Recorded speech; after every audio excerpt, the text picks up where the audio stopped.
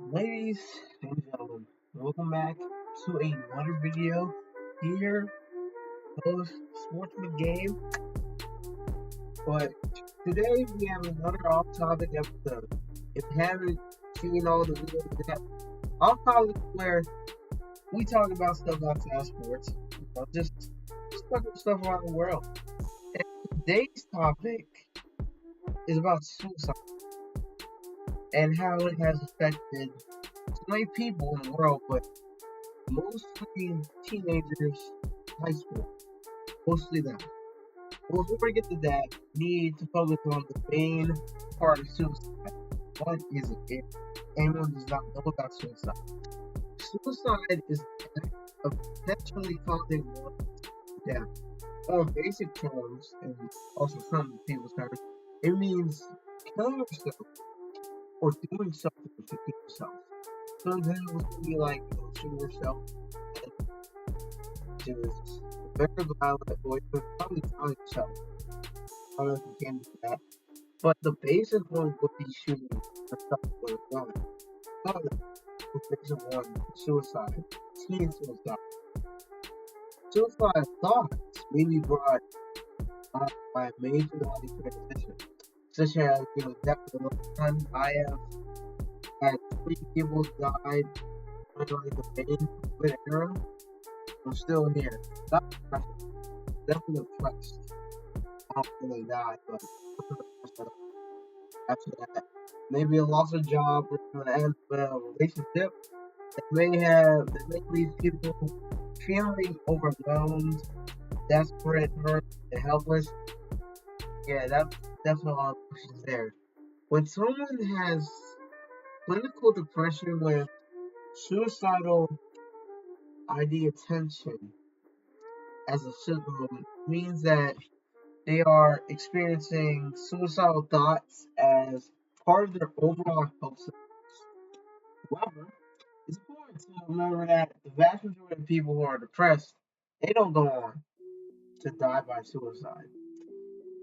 But here's the thing, why is this affecting so many teens? That's the problem with this. So many teens wanting want to be suicidal, but why?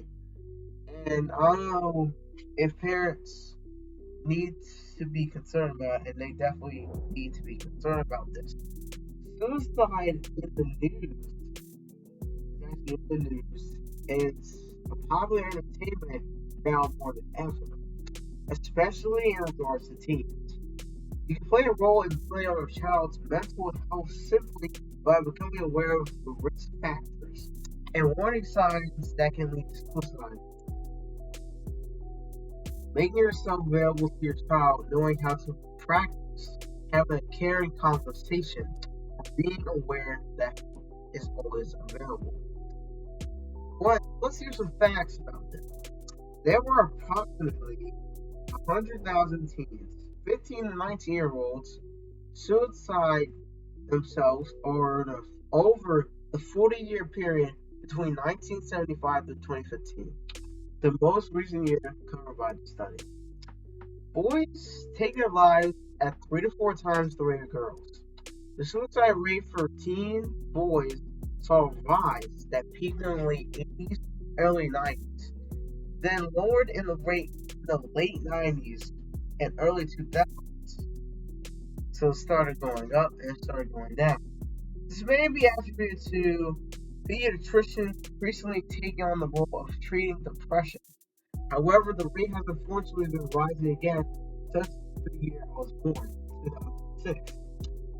The suicide rate for teen girls had a similar but less dramatic pattern. There has been an increase for girls over the last 10 to 12 years, so close to over a decade. It's worth noting there are fluctuations in suicide rates of all age groups over time. Youth rates remain significantly lower compared to every older age group. What can parents do to protect their own teen suicide risk? Well, as a parent, you can teach and model healthy habits for mental health just as you would with physical health. Taking care of your own mental health, talking about it openly, and seeking therapy when warranted is one way to model healthy practices. And definitely, in my mind, mental is definitely more popular than physical right now.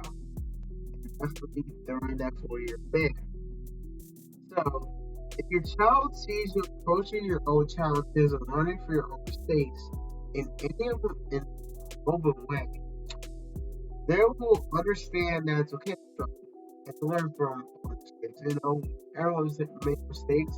We all make mistakes. No one's perfect. Everyone says that. We all make mistakes. No one's perfect at all. They may develop flexibility and compassion for their own missteps, possibly even empathy for others. See how you navigate challenging times. They will also understand that life is messy and challenging for everyone at different times, and that's very true.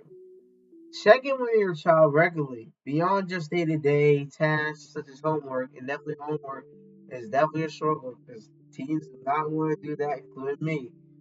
You can learn how to invite deeper conversations through further guidance Lucas. listed on any website.